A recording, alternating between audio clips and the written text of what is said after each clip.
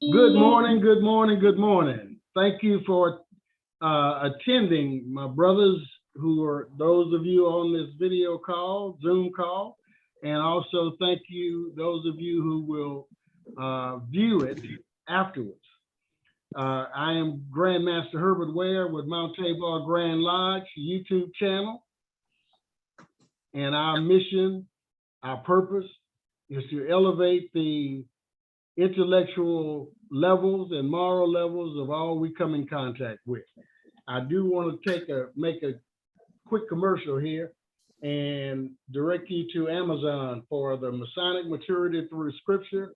Those of you that are in the Masonic Order, the Blue Lodge Holy Bible Reference Guide. This book here talks about the character and attributes that a Mason, actually a good man, should possess. This book will give you an easy, smooth bridge from your ritual to the Bible, where 99.9% of what we study in the Masonic Order comes from. So with that having been said, we are going to discuss some of the videos that are on Mount Tabor Grand Lodge YouTube channel, and hopefully we will share some revelations and insights that will help to make us all better. I think I'm safe to say that I'm the oldest one on the call, and I am yet learning. So let's rock and roll. We were supposed to start this meeting with, we listened to a video by Grandmaster Byron Kelly. Any comments on that?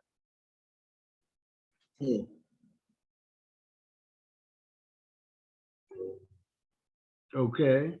All right. Well, I know they were talking about total healing and recovery, total recovery. And trying to think exactly, Byron Kelly, the first one. He was saying that we need to get back to the basis, which is getting back in contact with God and starting to know yourself. And that was one of the biggest things, I think, is I think he was saying was knowing yourself. And when you know who you are, I'm trying to think, is he the one that was, no, that's my son, that was Carlos. That was Carlos, Byron Kelly. He was the first one with glasses on. And yes, you do need to know yourself, absolutely. We know, I think, the trick, the challenge is to be honest. Yes. That's the trick, to be honest with ourselves. It is so easy for us to make and accept excuses. And therein lies our problem. Yeah. And he was saying also, too, we have to not be so nice, but we need to know how to accept adversity and deal with that, you know. And I think that's also true. And, a lot of times people like, you can go to church and you can get the Joel Osteen, sermon. But, that's not what life is all about. There's a reality side to life, and to deal with life, you have to deal with people. You got to deal with adversity.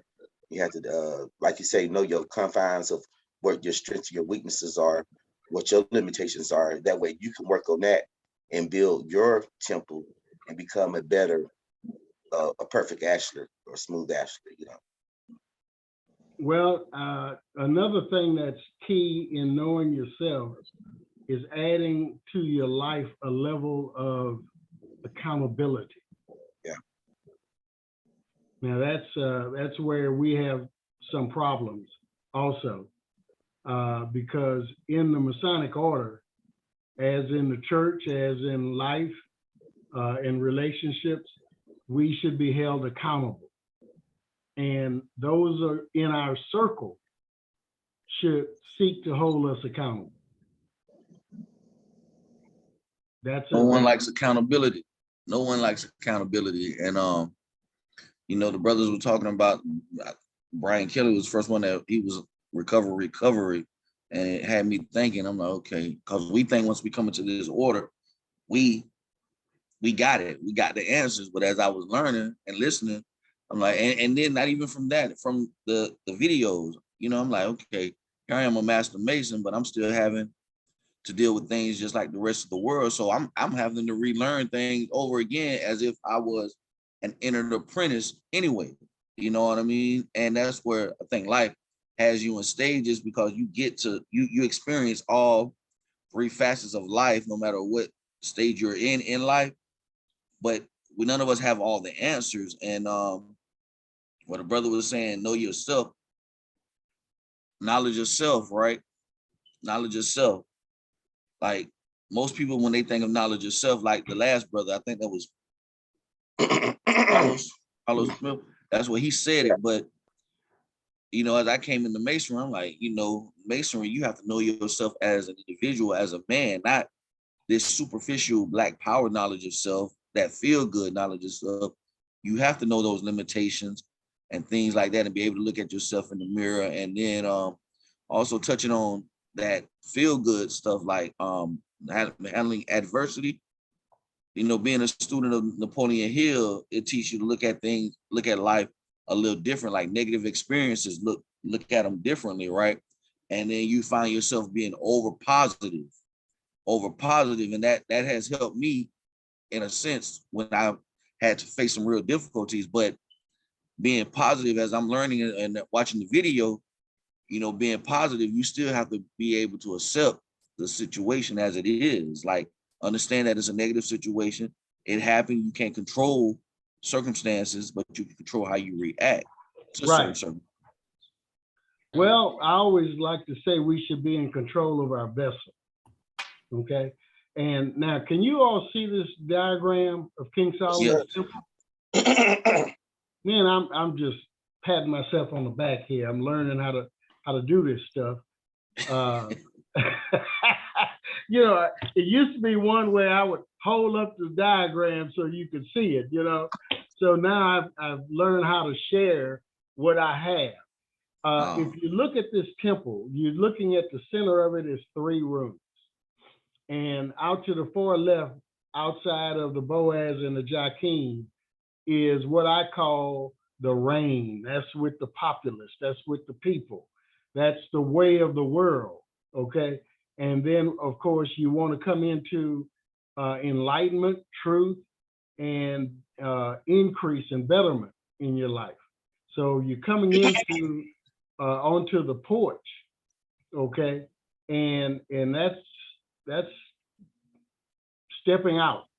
So at that point, you're supposed to start remembering or finding out who you are, whose you are, and who you should become, seek to become. So that's what they were talking about, total recovery. I think somewhere down the line, I either said or I'm gonna say in a video that when God blew the breath of life into us, we entered into the natural realm. Okay. And so we deal with people on a natural basis. We're hungry, we holler, you know, we want what we want without, irregardless of who has it, and irregardless of whether it's even good for us. However, once we reach a certain age of awareness and so forth, we should seek to change from the natural to the spiritual. And this is what all of this is about. The way the phrase goes is not what comes out of the man that defiles him, but what goes in. Absolutely. Absolutely. So go ahead, Brother Gabe. Yeah. One point that I've learned from Grandmaster Byron video, and connecting to your recent point, we come from the spiritual realm. Right. Then we get here. Right. As we get here, we need to reconnect with our original identity from where we come from. That's the definition of know thyself, right? It's like not the superficial thing, like Brother Moore said, you know, not knowing the superficial way of knowing ourselves, but really like the true nature of who we are at its essence.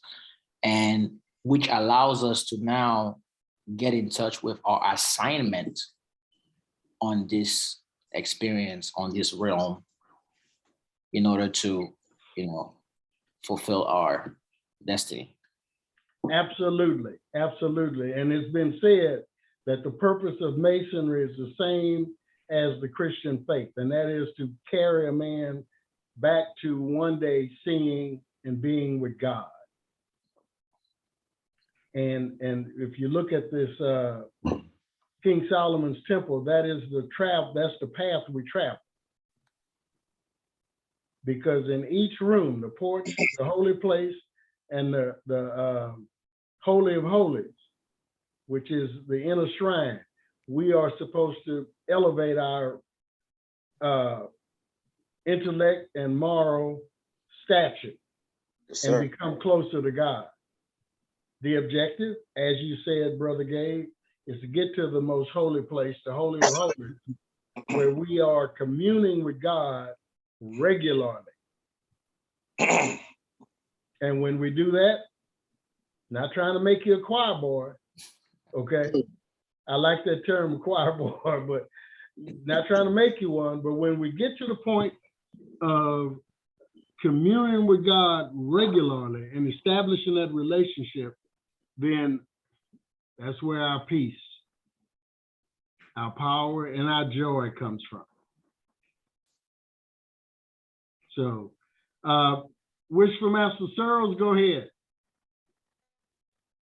Well, good morning, everyone. I'm just I'm enjoying what's happening thus far, and just thinking about the as we're speaking about about Solomon's temple.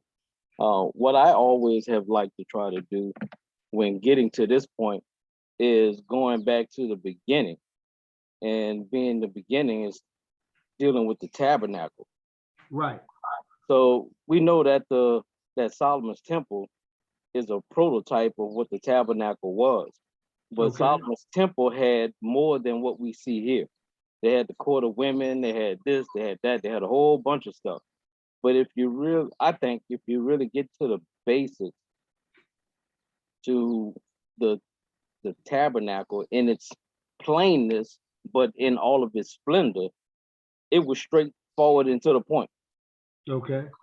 But with that being said, yes, we should always strive to reconnect ourselves back to the Most High, because everything comes from the Most High in order to make us complete.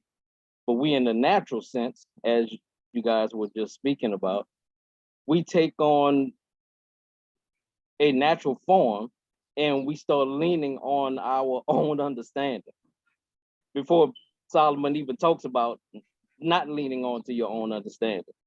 And we have a tendency to try to do things our own way and understand our own way without remembering to reconnect back to the Most High with utilizing the basic principles of the tabernacle or even the temple as having a revelation. I know we're going to get into how things in the holy place, how they help us to get to the Holy of Holies. When we deal with the menorah and we deal with the table of incense and the table of showbread, and how all these things have meaning to get us back to that spiritual connection, to make it stronger for us, and then remembering that there's only one time that we can actually, as if we consider ourselves as high priests, there's only one time that we actually can go inside of the Holy of Holies and understand and enjoy those things that are within. But where we live at is in the holy place, because we constantly communing and dealing with Yah on a daily basis. And then we have that opportunity to atone once a year. Now you mentioned the tabernacle, and that was built, well, there were 3 tabernacles, I guess, 2 of them. I know Moses built one and King David had one, but the tabernacle was a movable structure. Correct? Yes, that's correct. Okay. Ecclesiastes is by King Solomon, but give us a little foundation, if you will, on the King Solomon's temple and why we hold on to that in the Masonic order. Well, I think that we hold on to Solomon's temple in the Masonic order because I don't know if everybody deals with the same lecture. Here in Louisiana, my jurisdiction, we deal with the lessons look to the east. So I know, some people might be doing Duncan, somebody might be doing something else. But in lessons look to the east, there is no mention of the tabernacle, period. So since Solomon is pretty much the focal point of our lecture and maybe the focal point of the Masonic order, we look at the designs that were given by Yah to Solomon in order to build the temple. Yet his father provided him with everything that he needed to orchestrate the building of the temple. Mhm. So I believe that Solomon's temple, or Solomon's house, however you want to look at it, is the ultimate, of course, it's the ultimate prototype of the tabernacle because that was directions given directly from the Most High to Moses in Exodus. Gave him specific instructions on how to build the tabernacle and orchestrate the building of all of the furniture.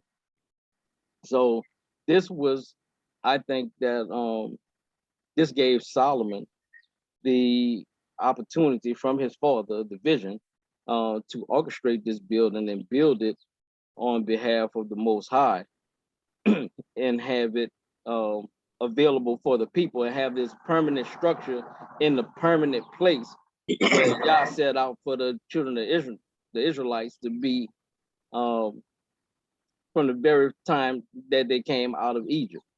So with all that being said, I just believe that Solomon's temple is the focal point of our Masonic order because it teaches us how to increase. When we think about the 3, 5, and 7, we can use the temple and that understanding of the 3, 5, and 7.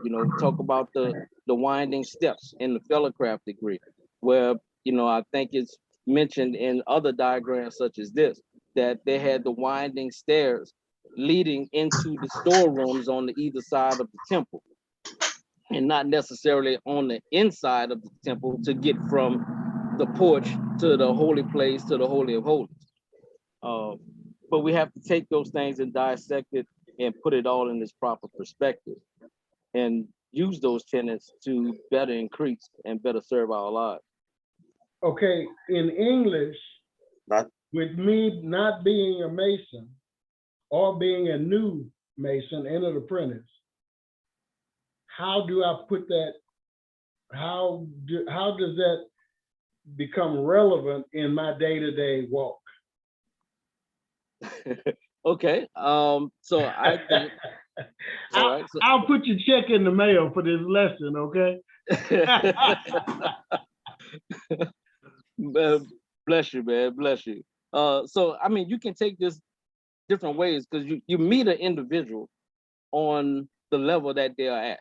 So let's say, for example, you're dealing with a young man or a young woman that's having life issues, having concerns or what have you. Well, I could use the temple in its 3 sections that we're talking about here, the porch, the holy place, and the Holy of Holies, and kind of look at that and bring that in English, as you say, bring that to a point of clarity by speaking about life.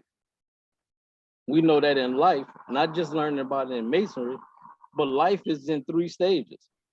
You got childhood, you got manhood, and you have old age. And in each one of those stages, you learn something in those stages. But most times when you reach old age, you do things that revert back to childhood because your mind may be deteriorated. You have other changes. So I could deal with an individual or speak to an individual and talk to them about certain areas of Solomon's temple, these 3 points in Solomon's temple, in preparation for life skills, but also in preparation, as you were saying, sir, to reconnect with the Most High.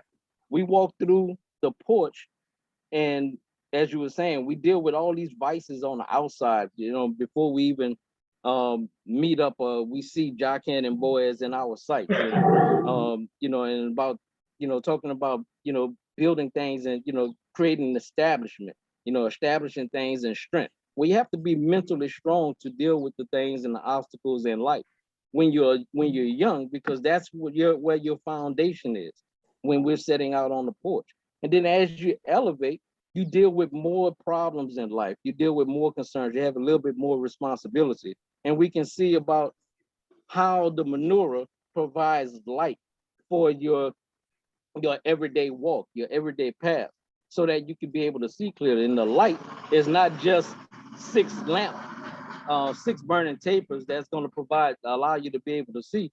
The light, and it's not even the light that we talk about in masonry, you know, about seeking more light, I like the brother said in one of the videos, but the light refers back to Yeshua, Jesus Christ, so that we can follow him and order our steps in everything that we do. You know, and he provides us nourishment. You know, the book of John says that Yeshua is the bread of life. You know, so in that second stage of life, we learn to not depend on ourselves, but depend on the Most High, who will provide all of our needs. On the table of showbread, where they have, you know, the 12 loaves were always present, was always there. You know, we had one brother talking about Solomon's father, you know, he got a little trouble, and, you know, the brother was hungry, and, you know, he was in the temple and he ate the bread to sustain his nourishment, which is something that we're not supposed to do, because that's left for the priest when it's time to change out on the Sabbath.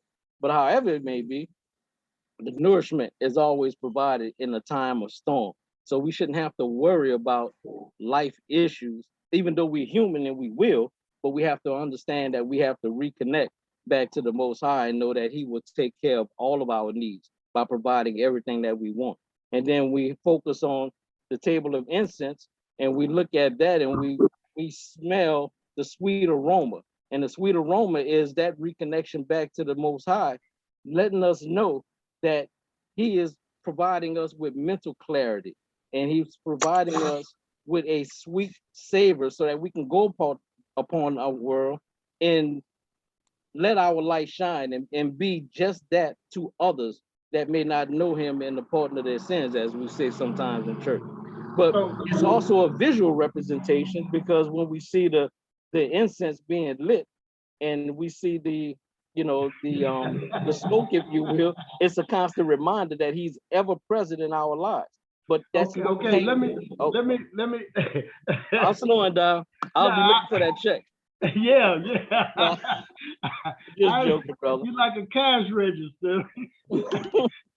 Keep clicking. Okay? So what I heard you say, yes, sir, is that we should seek the connection with our Creator, with God, and he will give us mental clarity and revelation on how to handle whatever is presented to us, whatever comes up. Yes, sir.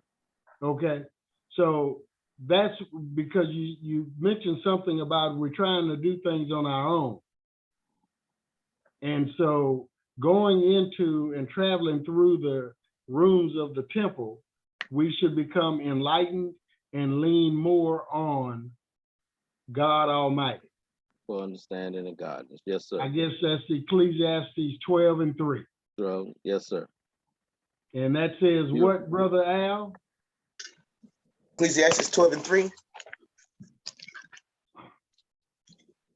But traveling through King Solomon's temple teaches us, if you will, or gives us an opportunity to perfect what is stated in Ecclesiastes 12:3. Go ahead. Remember him before your legs, the guards of your house start to tremble, and before your shoulders, the strong men stoop. Remember him before your teeth, your few remaining servants stop grinding, and before your eyes, the women looking through the windows see dimly. They get dim. So No, that's not what I was looking for. you talking about remember your creator in the days of thy youth? What that's Ecclesiastes what? 12:1? 12:1? Okay, maybe it's 12:13. Oh, 12:13. Okay. Like that. That's the whole story. Here now is my final conclusion. Fear God and obey his commandments. That's what I For was there looking is for. this is everyone's duty. Hold on a minute. That's what I was looking for. So it's not 3, it's 13. And it says, fear God and do what? Obey his The commandments. man. But it's the whole duty of man. The whole duty of man. So once we get to that point, or once we strive to get to that point, then I think we receive more enlightenment from on high, which leads us or gives us the ability to deal with what life throws at. Can I make a comment on what Go you asked ahead. earlier? You were asking about what was it that connected Solomon and Freemasonry to Freemasonry in the beginning of it. And I think one of the things why it was Solomon and not David is that while David was a man of after God's own heart, he was a man of war, and his hands were stained with blood.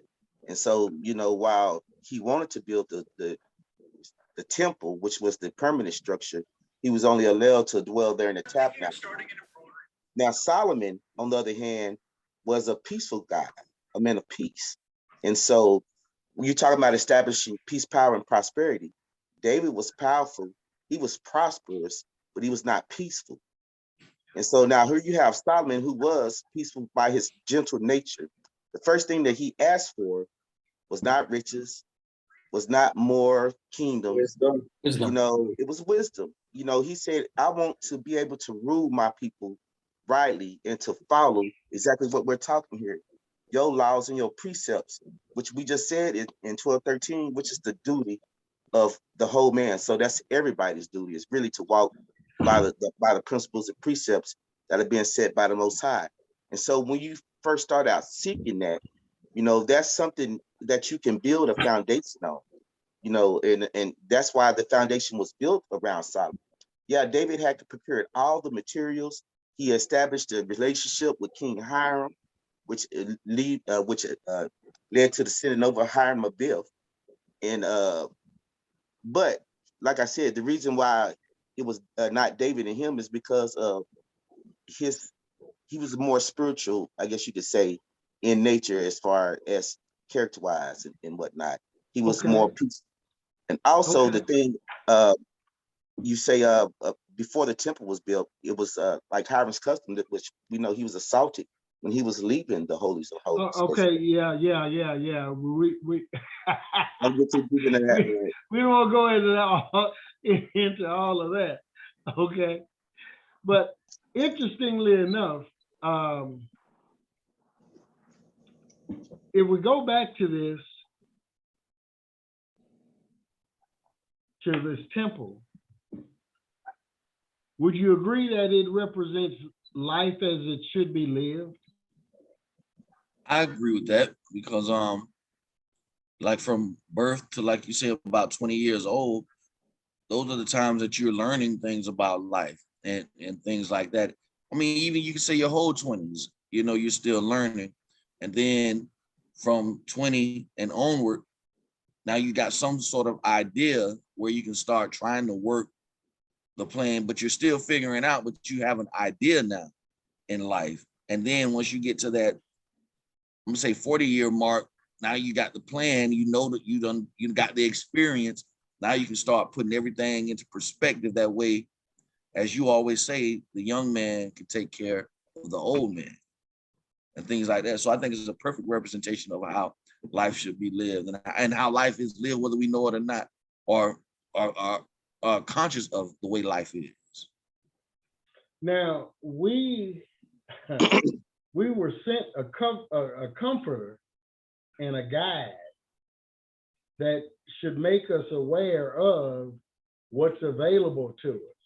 When I look at this diagram and going back to some of my videos and thoughts, if you will, revelations. To the left of the columns, Boaz and Jachin, as I said, is the world. And there we just operate on the natural. So when we get to the porch, now we are supposed to begin learning the principles and precepts of God, and principles and precepts is going to take us through life successfully. Okay. So yeah, that's 0 to 20 for me. Okay. And then when we look at the holy place, it's 20 to 40, where we start practicing what we were introduced to from 0 to 20. And we start practicing it and should perfect it. So we want to get to the point where we can basically call things into existence. Come in. Go ahead. Looking at and I agree with it also, the model of the temple. Of course, you have the outer portion where the sheeple or the people are at. And like you said, we have to come out of the rain. And so that's, part of the first part of life, which, and we were talking about the other day, the Nefesh, Neshama, and Ruach. So everything is natural here in this state, and that's why we are initiated and to enter the apprenticeship. This is where we have to come out, of that state and go into the second part, which is the more spiritual part. And so the interesting thing is that all animals have this first part: cows, dogs, sheep, people, but what separates us is our intellect and our mind, which is why we are made in the image of God. And so in this second part, we start to come into commune with that. So this first part, we got to recognize who we are, what our weaknesses and all that stuff is, and start to pray and clean ourselves up. And like I said, that's the first stages of our life. In this next stage there, you start to practice that. And you should be coming into commune by going through the precepts and the principles, and you should be doing things, starting to build your temple, because that's what we're building here is our temple. We are the temple now at this point. Where is the hardest part? Where is the most difficult part of this journey? Right I think here. the second stage. Right in the middle. I believe it's right here, because a lot of people never probably make the transition from this stage. Like you said, Whoa, hold on a minute. Brother Moore, you said it's where? I think it's the second stage.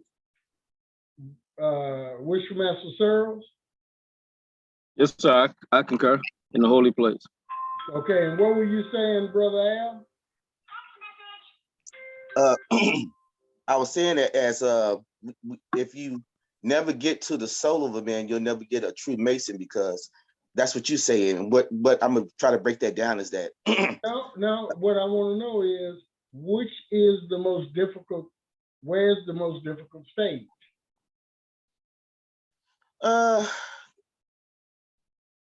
You could say it's here, going from spiritual to I don't know, I may have to say that it's the first stage, because there's so much learning. And I would say the first stage. Okay, now are you guys talking from the vantage point of being a Mason? Is that what you're saying? I'm not speaking on the Masonic level. Okay, then in life, I'm gonna get to you, Brother Gabe. But in life as it is today, what is our biggest problem if we wanted to begin this journey of enlightenment? Being true to ourselves. No, that ain't what I'm looking for, but go ahead. That sounds good. Bro, okay, based on that question you just asked, brother, I'm gonna change my answer then to the first stage, because we're coming in out of the rain where we're seeking right there, and that's taking that first step. It makes me because we have no real knowledge, we don't know anything at this point, and at life at that point, we're just going through life, experiencing things, pleasures, self-gratification, but the comforter has guided us and open the door, but it's taking that first step and being accountable and seeking that knowledge and that light, or surrendering and allowing yourself, or humbling yourself and allowing yourself to be guided by by the Holy Spirit in order to take that first step and to go on, you know what I'm saying, to enter on the porch before you can go into the second stage, the Holy of Holies, not the Holy of Holies, but the holy place. So I think the first. That's what I was thinking. The most difficult part of it is making the initial decision to separate me from the populace. Right. To separate myself and seek knowledge and truth and betterment, which helps me take care of my family, my business. It helps everything to be better. Now, once I'm on the journey, I agree with you, brothers, about the second room is the most difficult. You know what they say when you have a little bit of knowledge? Okay. Yeah. So what happens is this: I got to decide that I don't need to be hanging with Michael, John, Fred, and Sue. Right. Yeah. Okay. I remember I had this incident, this relationship in my life, and driving down the street, the revelation came to me: Herbert, you're not going to have nothing. You're not going to do nothing. You're not going to be nothing until you separate from this person. Bottom line. So I had to make a decision to cut that person out of my life. Yes. Now, let me be transparent. It took me another year to do that. Okay. It took me another year to do that. Did you experience any backlash when you made that decision, brother? Just more hell. Okay. Going through dealing with that person. Okay. Okay. But once I did make that cut, then I started the rebuilding process. And life has been sweet ever since. But I had to make that initial decision. You know, some of the guys that I went to high school with, college with, in the Army, I don't need to be around anymore because I'm on a different journey. I don't dislike them, but you know, we do try and hold on to some relationships. I like to say, if a person is not good to you, for you, and with you, then what do you need them in your life for? Good to you, for you, and with you. So any relationship we have, it has to be yes, yes, and yes. That relationship need to be good to you, for you, and they need to be good with you. Now, in regards to the, when it comes to the different rooms, I think it's going to be eventually hard to gauge the difficulty because it depends on one's experience, right? Amen. Yeah. You know, some people might get to the Holy of Holy, and that's when they face even greater challenges because, you know, the expectations, the bar is so high. But to, you know, at my level, I think that definitely the first, the porch is the most difficult in this journey because, so I'm going to use the triple Ds. The first D, triple Ds, right? Okay. So the first D, lack of direction. Society has expectations for us. Family has expectations for us. So we just in this bubble where we just lost. So the lack of direction is a blocker. The second D will be distractions, bad friends, you know, instant gratifications, you know, pleasures of the, you know, the word or whatever.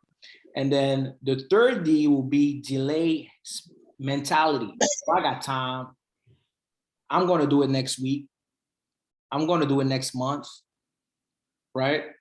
So that delay mentality doesn't give us the chance to make it to the Porsche. Okay. Right. So that's how I look at it. Very good. I can't argue with that. I have to go along with that. And a lot of times we procrastinate and do things because of a fourth D, which is disappointment. Yep. Life will disappoint us. And the devil, the world, they use those D's to derail our travel. So that's right on time, you know, but it takes a man to stand flat-footed on that decision and counter those D's that Brother Gabe just talked about. And I was talking to Brother Al yesterday or the other day, and I said, you know, if we come into any relationship where we say, man, I'm here for you. And if I call him and say, man, I broke down, I need you to come get me. It should not matter that I'm 50 miles north of Houston. Now understand, Al Brothers is in Dallas. Okay. That's a trip. Okay. If he say he's here for me, then he's here for me. One way or another, I should get help. Right. Because that's his word. And likewise, if he's 5 miles south of Dallas and he call in need, I should be on the road. It doesn't matter that my dog got sick and my cat's pregnant. Remember, we get all kinds of excuses, right? As to why we can't do something, didn't do something, and so forth. But once we say it, we do it. And if we do it, it's because we said it. Now that's the beginning of coming in out of the rain. Being man enough to honor your word. Hello. Yes, sir. Yes, It sir. also revolves also with the gifts of the spirit, like you say, causing things into fruition, you know, which is that third place when you're dwelling in the holies of holies. And so, you know, but like I say, it all comes in stages, you know. First, you got to identify that and come in out of the rain and say, you know, recognize that you need help and you need enlightenment. And so you go and look for that light.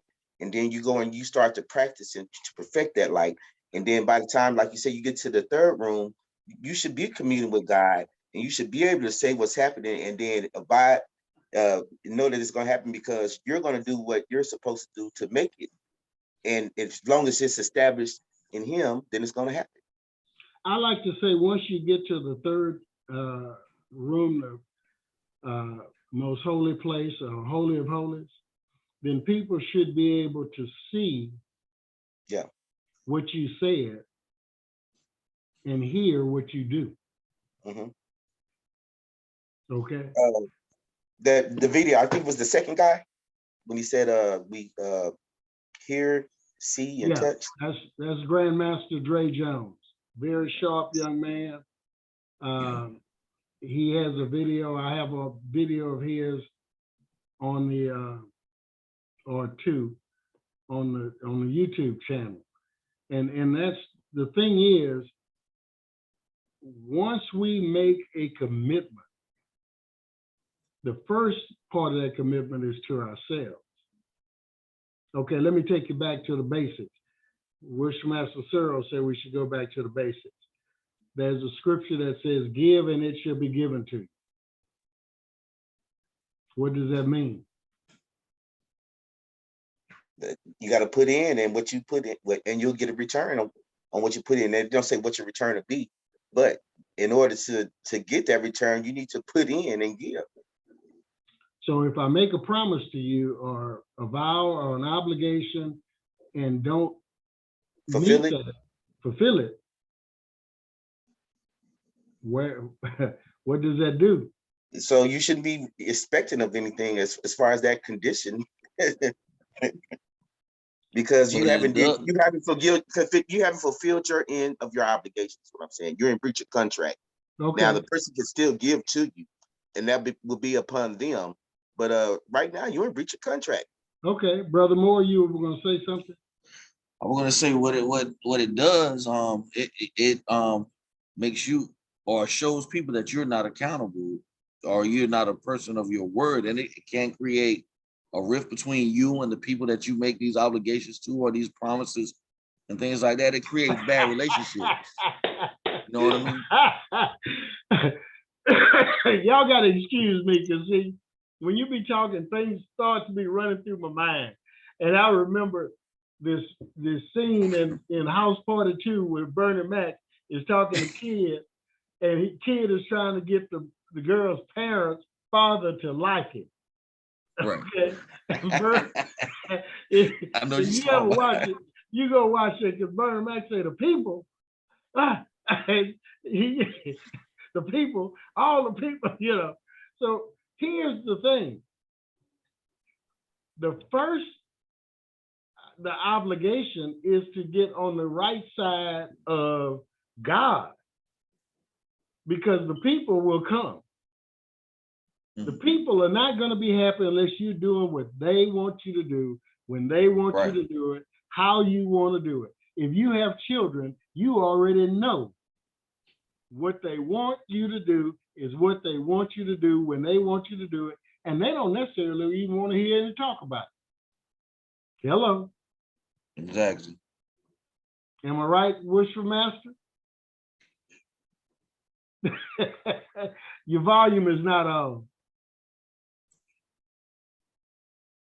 I apologize. I had muted because I'm sitting out in front of the house. Traffic's passing. So yes, I definitely concur with that.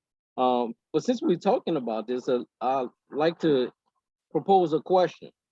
Since we're talking about, upholding our word and our contracts and obligations with one another. It just like you, Grant, things was running through my head as well. So the ultimate and first contract was between people and the Most High when he made the covenant. Okay. And we know that the Israelites constantly was in breach of covenant. I mean, okay. All right. So in this particular section that we're talking about now, could we, or could you, proposing a question to all of us, could you perform in the seat of the Most High when your contract is being breached or your covenant is being breached? That's deep, brother. That's a no for everybody. Right. Brother Joseph, your head moved, you shake it. I guess he got you thinking about something. Put your mic on. Yes, sir. Yes, sir. Yeah, but that's a no. But we're supposed to be striving to be like the Most High. We're supposed to be Christ-like. For sure. Okay. So why would it be no? Because we all fall short. Okay. But he renews your strength every day. He gives you grace and mercy every day. He does, but we still don't feel worthy, man. Like not to quote scriptures per se, but what it say, our righteousness are as filthy rags, right? Okay. Even though grace is renewed and mercy is renewed every day and things like that, but it's still, we still, no matter how hard we try, we still don't feel good enough. And that may be so. That may be so. However, if we feel like that towards one another, but when we screw up to Yeshua, or the Most High, we ask him for forgiveness. We want him to give us mercy. We want him to renew renew us and forget what we did and help us along. Right. I think we should have that same mindset with one another, because we all human and we all gonna let each other down without a doubt. But will we be strong enough and humble ourselves enough to have the mindset of the Most High as he had towards his chosen people. Well, but if I did something to offend you, Mm-hmm. do I come to you, and I'm talking the world right about now, do I come to you and ask for your forgiveness? You said I go to God and ask for forgiveness and repent and try and smooth everything out. But if I offend you, 9 times out of 10, in the way the world is today, I'm going to give you a flimsy excuse as to why, what, and how. So, are you telling me that I should come to you and ask for forgiveness and own up to my error? Yes, despite how hard it may be. Because again, we do the same thing with the Most High. And how they say, Well, I agree. How they say it, brother? We can't see the Most High. I don't know how to quite put it in the words, but we ask for forgiveness and things like that from the Most High and trust in Him. And we don't, but our brother we offend who we see every day, right? Like, I'm not quite saying it right, but I think you guys get the gist of what I'm saying. Okay, brother Joseph, you were going to say something? Yes, sir. I say I agree. I see it. I see it in the sense of I had some brothers that came up with as a crane operator, and we fell out, and I had to find and it's been some years, so I found within myself to reach back out to each one of the brothers and apologize for what I done. So and break the air where I don't have no I'll say negative energy nowhere in my life, where I try to, I'll say, clear the spiritual air where, hey, I did my part. Now I could free myself from any past thing. So I had to go to my brother and ask for I'll say forgiveness and show that I was at fault at the time, that I didn't see where I was at and what I was dealing with. So forgive me for who I was at the given time, but I apologize now. Let's move forward if you would allow it. If you're not, hey, I understand. It's all good, and you in the clear. That's it. That is that's powerful. Listen, it's awesome. It's awesome, man, because we don't fit. Well, I know I don't feel like I do nothing wrong to these brothers, but that's not right. You know what I'm saying? So that's big on accountability and humbling and everything at the same time, to hear men acknowledge that and say that.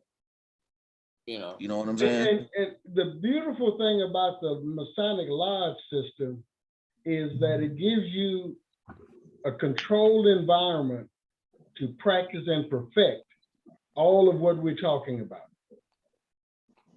Because in the world, out in the rain, with the populace, it is difficult for a man to humble himself to another man. Yeah. Yes, sir. That was my problem. Listen, okay, y'all keep talking. I heard a doorbell, so I got to check it. Listen, that was my problem. What he just said, what the PGM just said, that hit hard, boy, because it is it's hard for men to humble themselves to other men and things like that. And then they hear the brother said, Brother Joseph, to hear you say that, how you had to go back and hold yourself accountable and apologize for what you've done. I think all of us have been guilty of being that person, because just listening to you brothers, I'm like, man, there's probably some relationships that I need to do that to right now. Now what happens once we clear?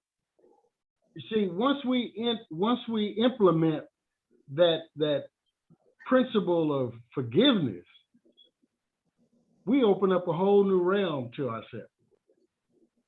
Right. From on high. Mm-hmm. And that's you know, it is tough not to hold grudges and ill will, but once you forgive, and most importantly, you forgive yourself. And I think the one thing that really fuels that, in addition to humility, is love. Because for you to fully love yourself at the highest level, you need to love the other person, whether you're right or wrong, and apologize to elevate yourself, right? So if we look at the light, Yeshua, he was known for his love and humility. So those two principles go hand in hand in order to always ascend, always ascend. Brother Joseph? Yeah, Brother Gabe, I see it as when anybody do wrong, we fall out with anybody. It's not about looking at the other person, what the other person done or whatever. It's all about looking within yourself and loving yourself to know that you played a part. So you have to look at you first and understand how you dealt with the situation and hold all the accountability for the whole thing on you. Yep. The person did what they did. They showed you who they are. You saw it. So you react. Hey, you have to accept it. Yep. For yourself. If Only you're gonna, yeah, go ahead. No, Go no, ahead. I was just saying it's all back on you. I look at life where everything I do, I played my role in it. I play the role, I accept it, whatever happens, it falls back on me. So I have to take accountability for me and respect the other person. They might not be in the same level of consciousness or awareness that I am. So 3 words. go ahead. You are responsible. That's all right. If you're gonna be a leader, you are responsible for everything that happens to and in your life. You have to believe, understand, and accept that you are responsible. Because if you did different, you get different. Bottom line. And if you accept the fact that you are responsible, then you can make changes. You can't change me.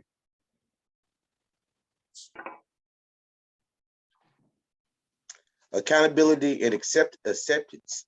Like the one guy was saying about he was telling the story about the truth and the lie. You know, Yeah. and the only way that you can really expose that lie is with the buck naked truth, you know. And like you said, you know, the truth told me, give me my clothes back, and I left that lie exposed. Yeah. And, you know, I just love that symbolism in that video. It was simple. And Yeah, it drove well, and that's one of the biggest things that we come across are the lies. I like to say every lie has an expiration date, okay? And it does. But oftentimes we fail to forgive because of the lie. And the lie was told on us, not necessarily because the person disliked us, hated us, or whatever the case may be. It's just based on their level of understanding. But at the same time, we have to get to the level of forgiveness so that we can release or allow the universe to give us what we are after. So I think in these temple videos, I mentioned observation, interpretation, and application. And when I mention that, I'm talking in terms of the principles and precepts that we can use to better ourselves, to increase ourselves. Okay. Now, what does all this have to do with what I'm going through in a couple of hours when I start working on my occupation, my profession? I have to try and understand where those people are, and I have to make sure that if I know me, I can adjust myself for maximum efficiency. Okay, so that what I'm setting out to do will get done. If that makes sense. Yeah. Doesn't matter what my occupation is. I have to make sure that I'm in control of my vessel, so that in the case of you, Al, with the guys working on construction, you're at your best game. You're at your best. Try to be. But yeah, you really have to be, especially as a leader, because people will pick up on things, your energy level, kind of like with the, you know, the as I was watching the game and they were talking about Steph Curry, and you know, it's not always that he got to score 30 or 40 points, you know, but what his thing is driving and creating that environment where everybody else can thrive also, because you don't always have to be the main player, but you get off in there, if you can set that tone and make those assists and put things into place, you know, it's important. Now you're talking about a we mentality. Yes, but well, you know, we have to go from, like you say, from I to we, because we still interdependent upon one another. Okay. Brother Robert was saying it earlier, it's more about putting your best foot forward. That's all you could do in life. Just keep putting your best foot forward and growing, putting your best foot forward. I know a lot of times when I'm at work, I'll say, and you know, the name of the country is Bryant Construction. It's not my company, but I'll say we sometimes. You know, we're doing it, and it puts me kind of almost in a state of ownership or pridefulness, you know, to where I would do things to the best of my ability as if I was doing it for myself. And so if I'm working like that, then I know the other guys will pick up they should pick up and work like that. But if I'm dragging, you can't expect for them but to drag, you know, you're gonna feed that same energy. So you know, you have to lead by example, basically is what I'm saying. Well, one of the things that we have to come to grips with is that we individually are temples. Yeah.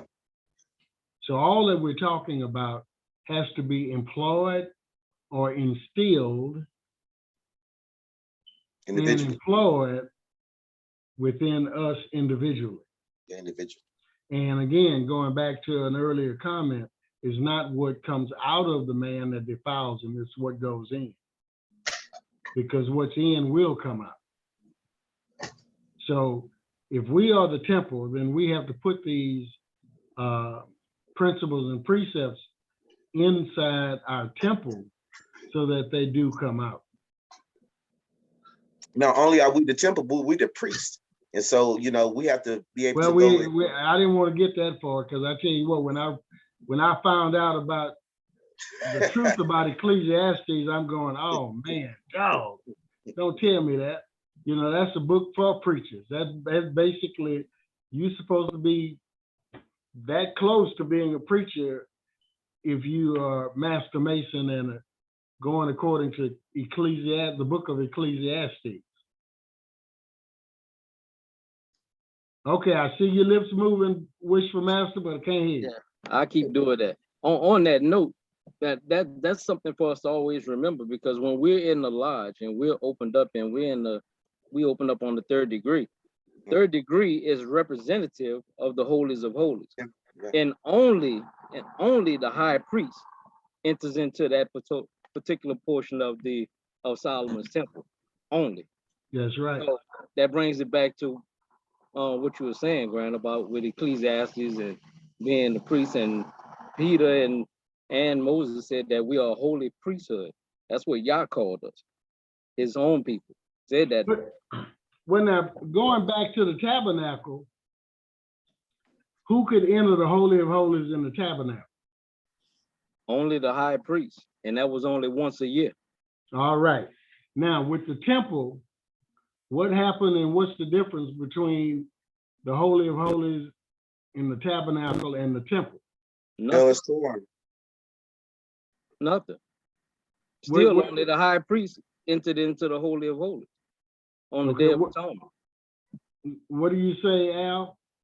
In its current state, going from the old to the new, the veil has been torn because Yeshua has fulfilled all the obligations of the law And now we can go directly to God without the assistance of the priest. Okay. It's not directly a relationship. Instead of having to go through something else, now we go to him one-on-one. So that's that direct relationship. So we're back in commune, we're back in commune with him because we are basically being seen through Jesus' eyes. Okay. So we no longer need a man to go for us. We got to do this for ourselves. Like you say, now it's back to the individual thing. It's an individual journey. It's an individual relationship. You know. Yeah, but you go through Yeshua, right? Yes. Okay. It's because now we're one because we're in him. Okay. For those that didn't grab the word Yeshua, who we talking about? Jesus. Okay, gotcha. All right. Different names, same person, right? Not quite. That's a teaching for a whole nother day. Okay, I got you. But we do have that intercessor. Yes. That's the route. Yes. Okay. He said, anything you ask in my name, gotcha, to the Father, okay, it would be done. Okay. Now, would you say he's in the Holy of Holies? Oh, most definitely. Okay, If so you I wanna can look at, yes. so I can go in there and commune with him. if I'm clean enough and if I'm on the right page and got myself together, yeah. We speaking theoretically. Okay, so y'all gonna get me into heaven. Keep talking.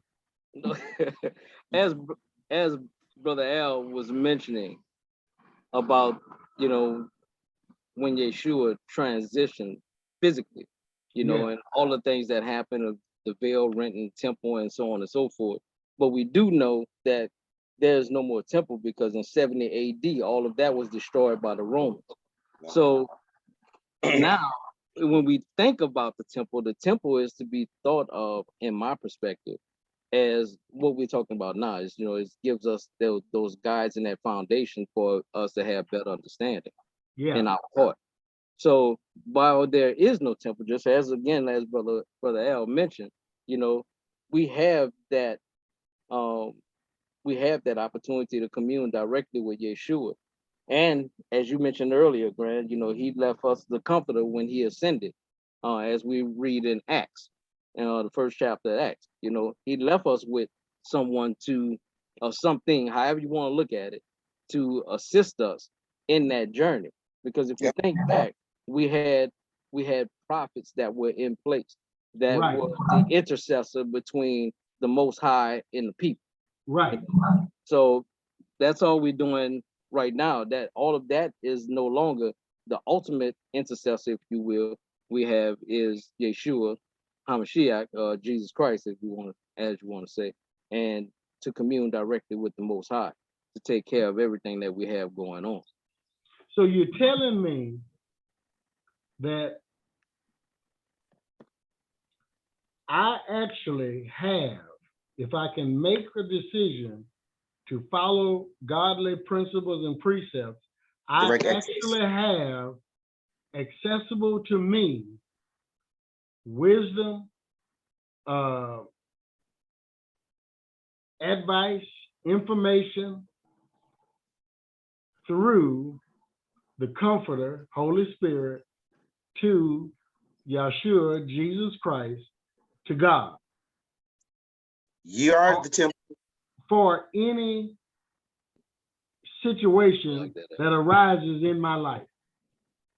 Yes, sir. You are the temple. So I don't have to listen. So I don't have to, I don't have to listen, oh, this is good. I don't have to listen to what Worshipful Master Cyril said. I can go directly to the source.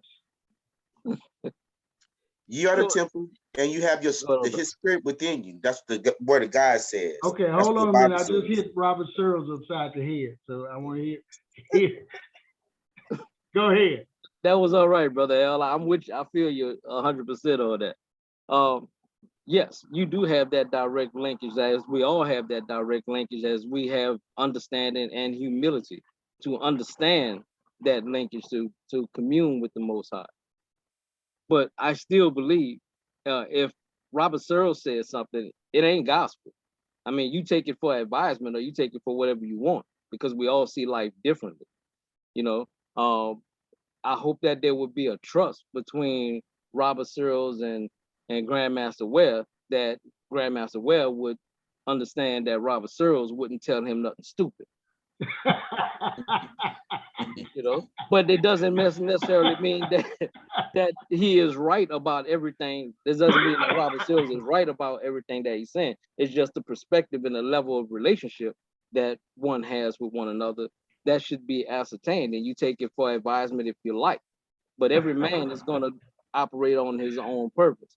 But that link between the man, as Brother L said, which is, we, you know, in our own temple, we are the walking temple, these walking epistles, we have that direct linkage to everything that we need if we only humble ourselves and listen. And quite often, now this Robert Searles and Herbert Ware relationship is years old, okay? So we take pot shots every once in a while. But I love it when people say, I don't need this, I don't need, I'm just waiting on the Lord, I'm waiting on God. Well, God uses people. Yeah. Now, if I respect Robert Searles, okay, if I understand, know him, respect him, and believe he's a man of faith, then I'm gonna give credence to whatever advice he gives me. Okay. So I might not take Gabe's advice because I don't know anything about Gabe. I don't, Gabe not living a lifestyle that's congruent with the principles, congruent with where I want to go. So why should I take his advice? Okay. But so we got to have a level of respect and trust in order to follow a man's advice, because God used people. I asked people, I'm just waiting on the Lord. Well, when have you seen him come down and give somebody $50 for their rent? It don't happen. So it makes a way. Okay. And if you think about it, I'd like to say, God came, created, did what he was going to do. We didn't act right. So he sent his son, Yeshua or whatever, to teach us the principles, the precepts, and so forth, show us what to do. Probably still didn't act right. Now we have the Comforter. So, and we got to pray that the Comforter is in Robert Searles. So if he is my mentor, if he's something of a man of wisdom that I cherish in my life, in my circle, and I can go to him for advice, then I should be praying for it. Comment? Go ahead. That's why it's important that while we're in that fellowship degree, in that building chamber, that we're doing what the one brother Jim was saying about using the Bible as our gavel to break off those edges and stuff, and to get ourselves straight, Okay. and yeah. Imran, you just listening. You all I could see was your head. Talk to us. Say something.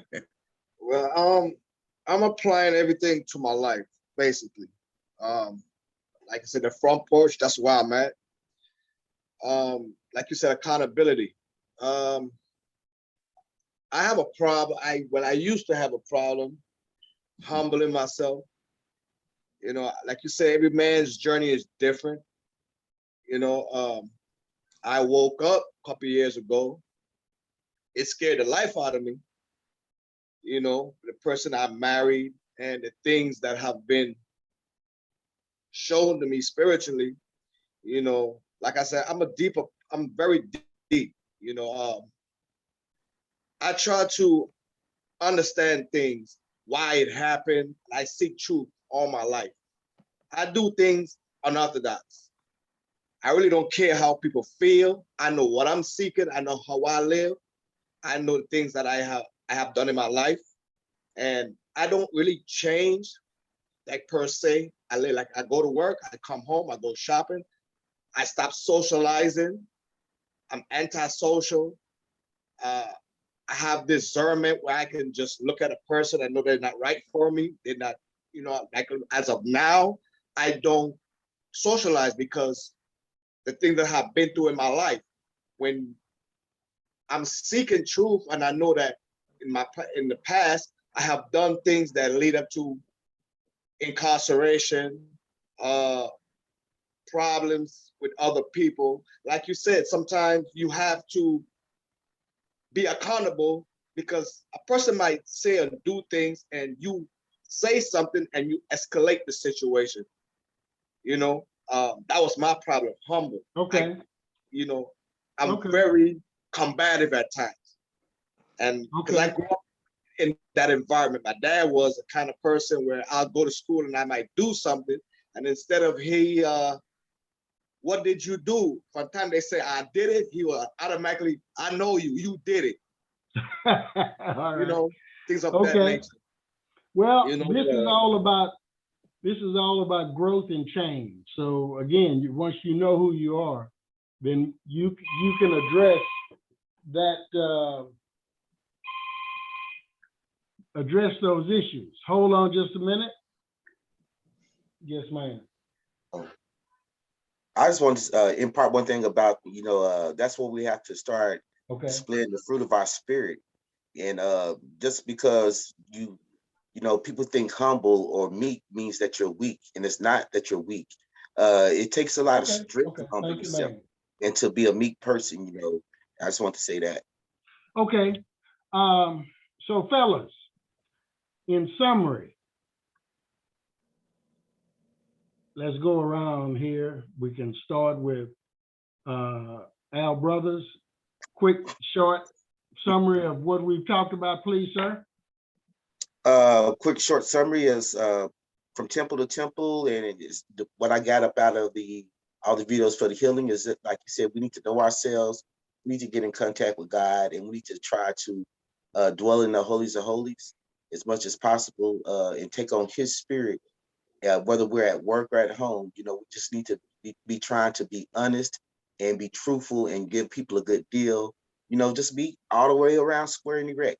Okay. Brother Searles, Wishful Master Searles. Oh, look, this time I'm looking to see if I was muted and I wasn't. Yes, thank you for the opportunity, Grant. Another great conversation. Love you, brothers, giving out some great information and great foresight. I'm sitting here taking notes. But I think that what I would like to leave with is for those of us, or those of you that may be on the front porch, excuse me, the front porch of Solomon's Temple, keep in mind what the brother, can't remember the Grandmaster's name, I think it's Byron somebody, but he was talking, what we all learn about is that rough ashlar and the perfect ashlar. I think that you will find that ashlar, if you will, as you enter upon the front porch of Solomon's Temple, because just as you're on the other side of the two columns, the column of strength and establishment, you'll find that we deal with a lot of things being rough, and there's a lot of vices that we have to deal with in the world. And as we make our journey and make the decision to enter into that front porch, then your ashlar will not be perfect by the time you hit that porch, and your ashlar probably won't even be perfect when you get into the middle chamber of Solomon's Temple or the holy place. You're still working on that ashlar to try to make it perfect. And with the help of the Most High, once you attain that knowledge and attain that foresight, the hopes and prayers that your ashlar will become more perfect or become perfect. I never heard the term that brother used about having a smooth ashlar. That was something new to me, but I get it. I never heard that before. But but it's always to make sure that your rough ashlar turns into a perfect ashlar, and that perfect ashlar is your internal being, yourself, that you would become the best person that you possibly can be to praise and serve the Most High. So that's all I wanted to All do. right. Brother Joseph, first time with us, talk to us. Yes, sir, brother. It was beautiful to have fellowship. I learned and I took a lot from it in the sense of having I would say the obtaining wisdom in order for you to better yourself as an individual, as a man, and walk in a better light. And I feel like, hey, it's time. It's not no time for no excuse. It's time for us to start putting our best foot forward right now. And that's what I'm here to do. All right. Appreciate it. Brother Gabe. Yeah, I enjoyed our conversations today. Learn a lot. What I take from this series of videos and our conversation is just like Solomon did, we need to ask God for wisdom primarily. Because once that wisdom is upon us,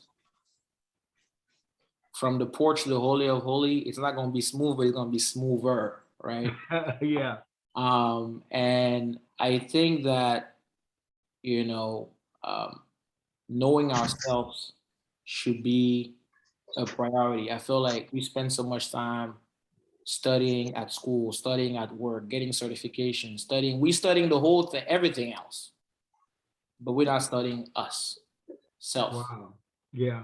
We don't spend time with self enough. So I think that should be a priority. The second thing is Grandmaster Jones, Dre Jones, said he sticks to his rituals, his Bible, and his life experiences as a way to move forward every day. So, if we make that a combo for progress, it's going to serve us, pretty well. So this is my take from this conversation. And I leave this conversation knowing that I need to work on my tempo. But I have a question for you guys.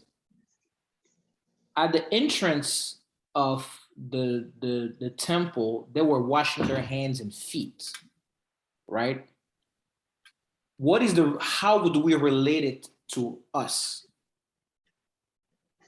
in terms of purification and working on ourselves in a body, in a temple? A good step would be to employ forgiveness and repentance. Because how do you go in asking for something with an unclean heart? Makes sense. Go ahead, Reverend Al, you were going to say something? Yeah, that's basically what I was finna hit on too, is that when we first out there, we're in the world, we're coming in and we need to make ourselves presentable, to him. And so he's holy. And so we need to come in there, like you said, with a clean hands and clean heart. Now we're gonna still have the residue of sin on us. There may not be an immediate change, but the first thing is first, we have to get ourselves in order. Thank you. Now that was just my take on it, forgiveness and repentance. Because again, you can't put new wine in old wineskins. Right? Why not? Huh? Why not? Not unless I'm at the bottom with ready to catch it, because it's gonna bust the wineskin. Okay. Brother Moore, talk to us. What I get from it, man, knowledge of self. That stood out to me the most, because that knowledge of self, because I was taught to know thyself is to know God. And seeking and looking for that knowledge of self leads us on the road to recovery, like the brothers were saying, because that whole theme from those the three grand masters, every one of them said recovery, and Brother Carlos was like knowledge of self. So that knowledge of self leads us to that recovery, which in turn leads us on the path to God. So we come seeking and knowing ourselves and knowing, trying to get to that point, seeking God for help and assistance and everything. And then the Comforter, the Holy Spirit, is here to guide us on that path throughout knowledge itself. Okay. Well, one thing I would say is, if we take a look at, can everybody see Wish for Master Searles? Yes, sir. All of you can see him? No, Yes, sir. Who said no? I can't. Me either. So are y'all on your phones or something? Yeah, Mhm. I am. I'm on my I can see. computer. I can go to see him if I want to see him. Yeah, go to see, don't look at me. I want you to see Wish for Master Searles. So click down to where you got him with the gray hair. He's the other one with all the gray hair. You got him?